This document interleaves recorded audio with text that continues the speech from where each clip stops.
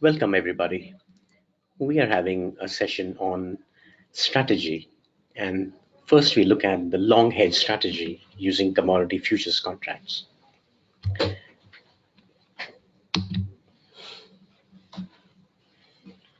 Okay, points to ponder. Hedging. So, first of all, the commodity exchange has been allowed to come into existence so that people can manage risk. What type of risk? Price risk. And hence, we must remember that when we are trying to manage this price risk, what we are actually doing is we are trying to hedge against a possible movement of price in a different direction than what we had expected or what we are expecting. Now, hedging in the good old days. So, how was it done? How did you plan for raw material or price changes? Now, in the good old days, what people would normally do is they would buy the raw material if they thought that the price would be moving up in the future. So they would buy it and store it. So they required huge storage facilities.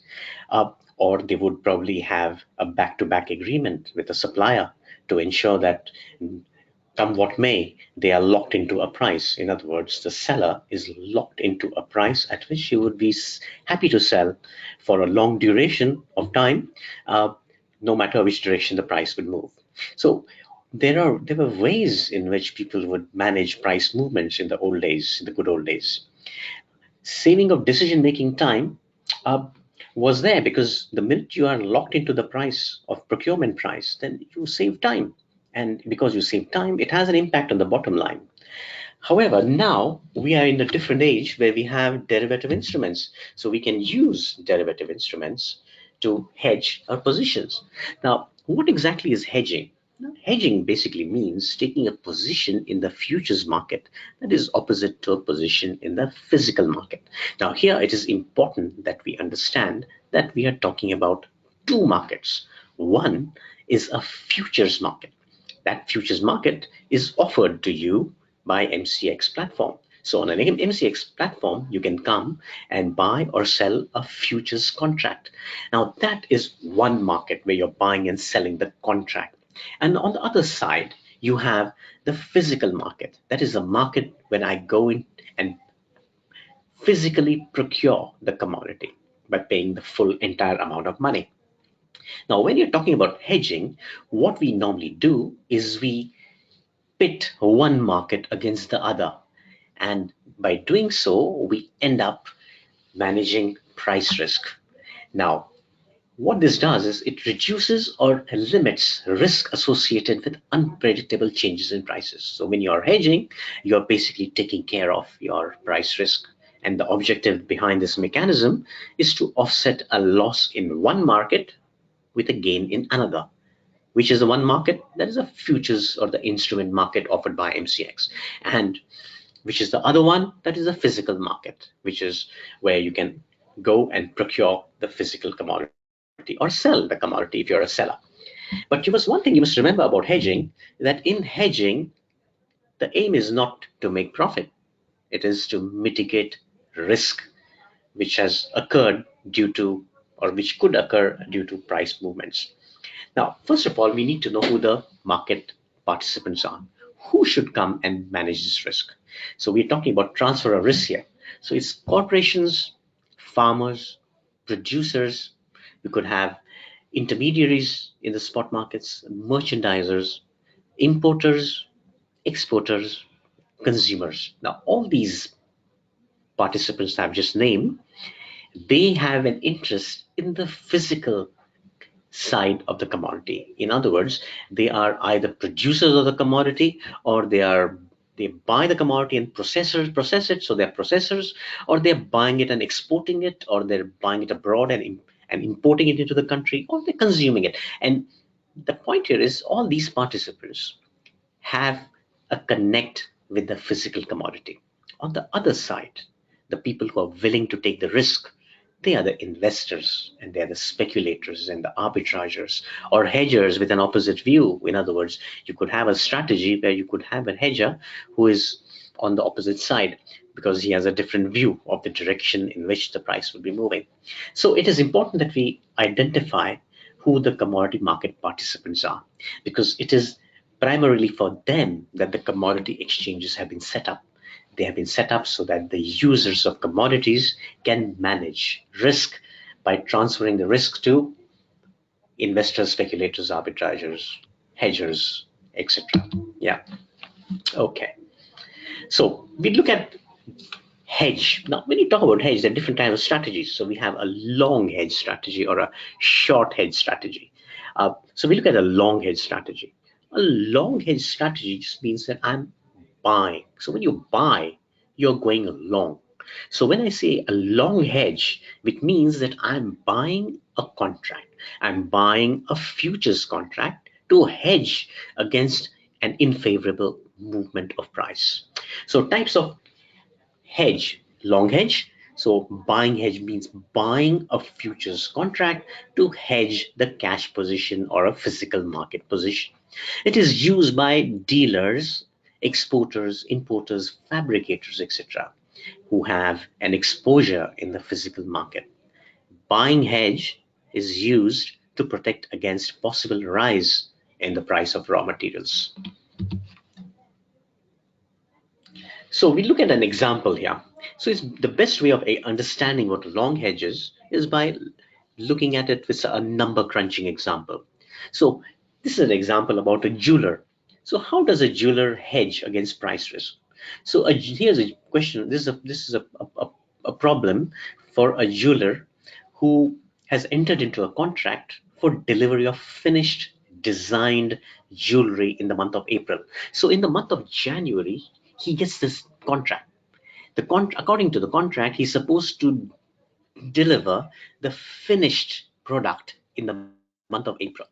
The selling price of the finished product is already fixed, and hence the jeweler knows exactly how much gold is required.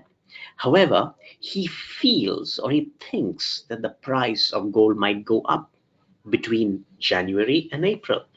Now, the raw material that he's going to use in making this delivery of this finished design jewelry is already fixed, and he knows exactly how much gold he requires.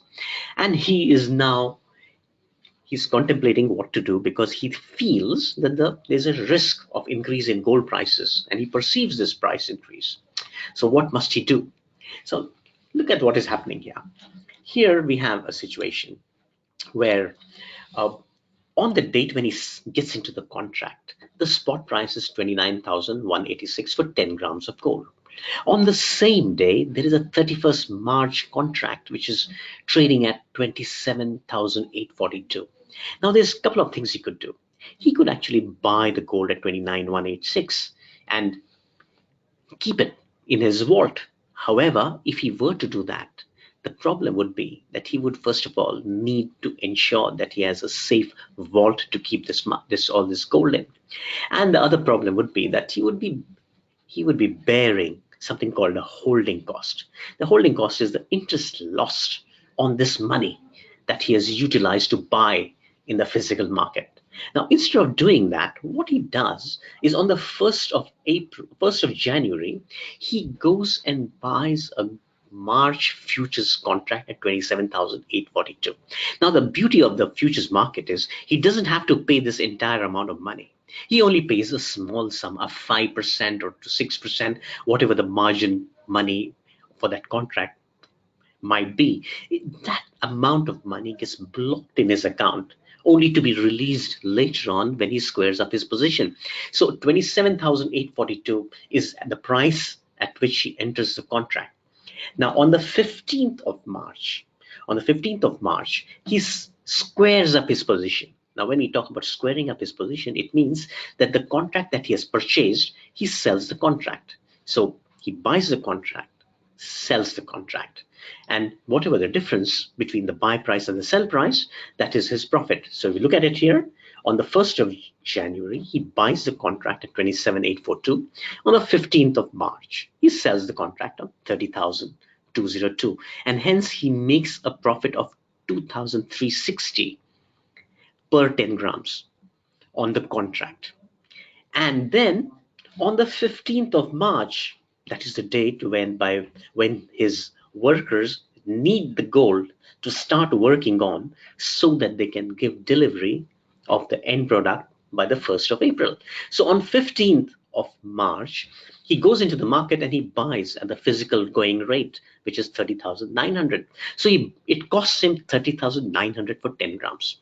So what is his net purchase price? His net purchase price is 30,900 less the profit he made on the futures contract of 2360, and hence the net cost for 10 grams of gold for this jeweler is 28,540. Do note that this particular price is even lower than the price at which he would have procured it, kept it in the go down or a vault, and incurred a holding cost on it. And hence it's a fantastic deal for him, because although in this example we're only talking about 10 grams, what if he had the requirement was 500 kg? So I mean the point of the matter here is that you have to look at the quantum involved. So the price at which he is procured is 28,540. Now this is an example of a hedge when the price moves in the direction in which he had anticipated the price to move. He had anticipated the price to go up, and the price has gone up. What if the market environment had changed, and instead of the price going up, the price moves in a different direction? So what happens if the price falls? If the price falls, what would happen? Now remember, he had already bought the contract at 27,842. So he has bought the contract at 27,842, and now he sells the contract at 27,300. So he actually makes a loss on the instrument, on the futures instrument. So he makes a loss of 542 rupees per 10 grams on the contract. Then he goes into the market, and on the 15th of March, when he actually needs the raw material, gold, he goes and at spot price, he buys on the 15th of March, he buys at the rate of 27,900. So now, how much has it cost him? How much has it costed him? It's costed him 27,900 plus the loss he has incurred of 5,442, and hence the total net purchasing price for 10 grams of gold for this jeweler is 28,442, which is again lower than the price at which he could have originally bought it on the 1st of January. So you can see, ladies and gents, that whichever direction the price moves, it doesn't make a difference. When you're hedged, the price could go up, or like in this situation, it could go down. I'm going back again. Let me see if I can go back and show you again so that it can become even clearer. Hang on. So here we can see, in this case, the price had gone up. Both in the gold spot market it has gone up, in the futures market also it has gone up, and the price 28,540 is the price at which he eventually settles. However, if the price had fallen, the net price for him is 28,442, which is again lower than the price on the 1st of January. Now this is a perfect example of an hedge. Thank you so much for listening.